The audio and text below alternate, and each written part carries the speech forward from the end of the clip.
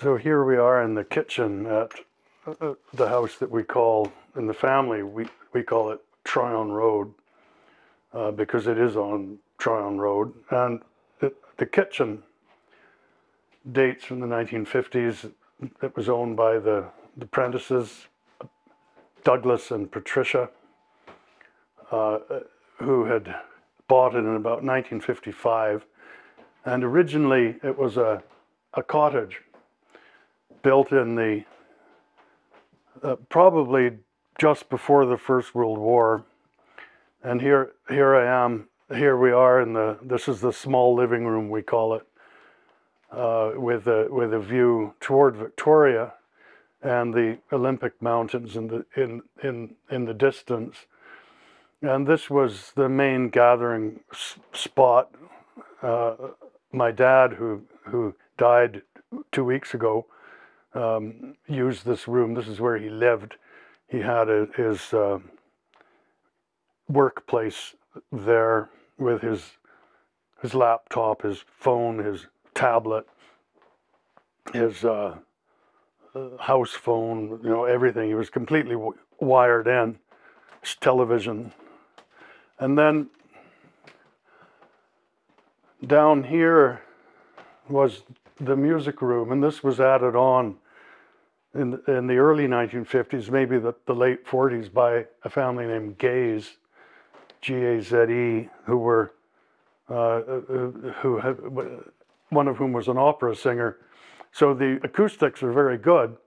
And my dad was a musician too. He played the viola da gamba and the cello. And so when I was younger, it was the main living room where we would gather, for example, for Christmas and open our presents. And we had the Christmas tree over here. And then he turned it into a music room probably soon after we moved in. And he kept playing in a trio or a quartet up until he died. And in fact, his group, it's a trio now, are playing here every Friday, every second Friday for the foreseeable future, while the house is still owned by our family. Well, in the 1980s, we had a Christmas party here every year where we were encouraged to invite our friends. So my dad would have his biologists. My mom had her art historian friends. My two brothers had their archaeology friends. I had my history friends and people from the archives. And my sister, Christina, if she was here, had her friends from art school. And my other sister had her friends from the water management branch of the provincial government. So it was like a mini university. You'd meet, you didn't know who you were going to meet next. And I still meet people who say, I say, pleased to meet you, and they say, we met in 1983 at your family Christmas party. So it was quite an event for a few years. Quite a lot of hard work, I think, went into it. And we ended up with a pretty good party and great times.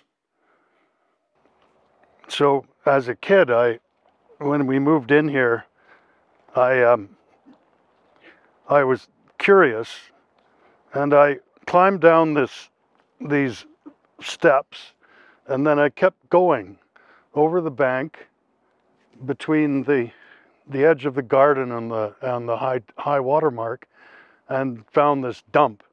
So I took a little hand hoe and a trowel, and I climbed down here and I started to dig and found all kinds of treasures. This was my own kind of archaeology, and including a a brass dog tag from North Saanich from 1928, and a bottle of Newbro's herbicide, it said, and the subtitle embossed was "Kills the Dandruff Germ." And whiskey bottles, canning jars, anything that you would expect to find in a cottage like this one on the water in North Saanich, long before the ferry was Swartz Bay was built as a ferry terminal. We're here at in North Saanich at my parents' house where I grew up after 1969, and we're up at what we call the stable, which is now a pottery. And my first job as a 12-year-old was stable boy here at the stable, and the neighbor who sold his land to my parents was an old naval veteran called Captain Prentice, James Douglas Prentice, who was a war hero in the Second World War. He was he was a submarine. He was a U-boat hunter for the Royal Canadian Navy. When he retired here to North Saanich, and he needed someone to feed his 3 horses. There were 3 horses: Bessie, Ginger, and Mary. And so I was the stable boy, 25 cents a day. And so I had to water change the water every day here in the water troughs, which meant scrubbing them out daily and refilling them. And the horses, I don't know if you've ever seen a horse drink water in the summer when they're thirsty. They put their nose in there, and you could watch the water level go down. They would drink 1/3 of the trough. A thirsty horse. And then they had I also had to feed them, and over in the feed barn over here we kept the hay in hay bales, and also a kind of mash in a big lead-lined bin. And they got a bucket of mash a day, and they got 3 sections of hay. And the hay bales fell apart so that each section was about 2 inches. So they got about that much hay every morning, and I think every night.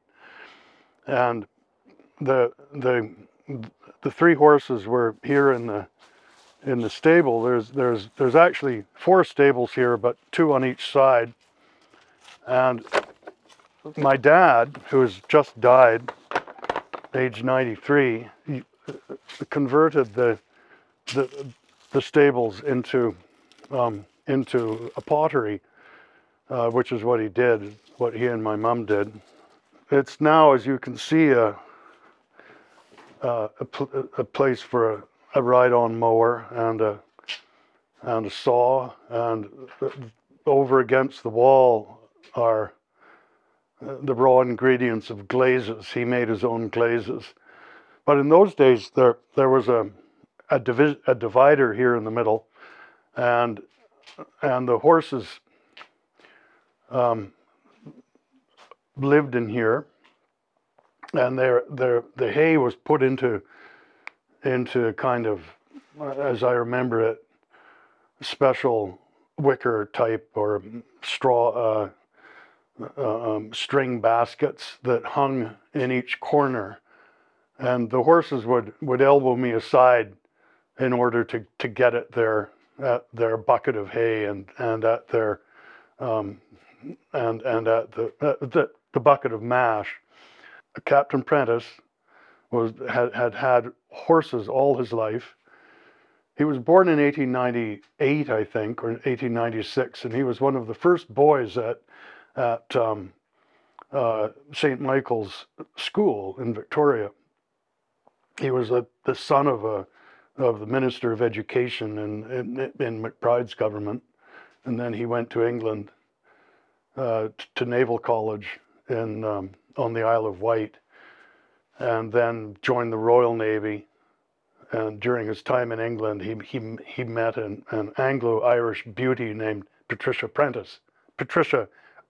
Darby, and they came back here to the Gang Ranch in the Chilcotin, which his family owned.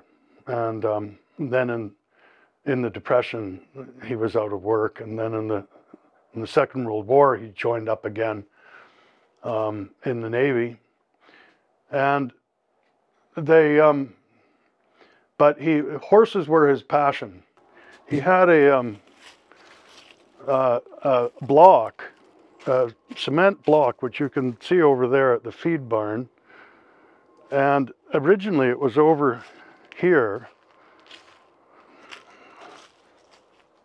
Originally, the cement block was here on the outside of the fence. There was a fence that ran along this line of trees 40 years ago, and he used the block to mount his horse. So I can still see him stepping up, this old man stepping up onto the block, and then swinging his leg around and up onto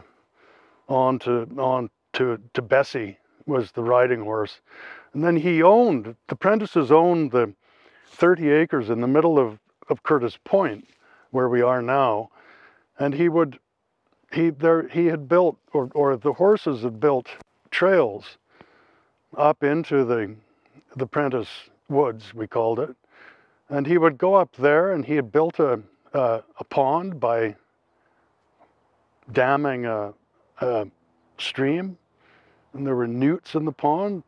And then he would come back down on his horse and come back and put the horse away. And I moved as a 20-year-old. I moved that cement block from here to the feed barn. And I can't remember how I did it, but I remember cursing at its weight, because it's heavy, and I feel sorry for whoever has to move it next. We're in the other half of what used to be this stable at my parents' house, and when we moved in here in 1969, it was a stable and for the horses, but my dad, who was a potter, quickly soon made half of it, this half, into the pottery. And here's a kick wheel from the 1950s that he made in Edmonton. And over here is an electric wheel. And then he made his own glazes, which used to be in the shelf here, but I see they've been moved over to the shelf over here. And so this was where he made his own glazes. It's where he has his notebooks. These are his last 4 mugs that he made 2 days before he died of a stroke on the 25th of August, 2023. And my artist sister from England is here, and she's going to fire them. She's already bisque fired them, but she's going to glaze them and finish them off for him. When we moved into this house and this property on Seaham Harbour, Shoal Bay in North Saanich in 1969, I was 12, and I didn't realize it, but I discovered, this is where I discovered my interest in the past. because I climbed down in front on the bank in front of the house, and I found the old the old dump from the 1920s. In those days, there was no garbage collection, so the people who lived here simply threw everything over the bank, where I was happy to find it 50 years later.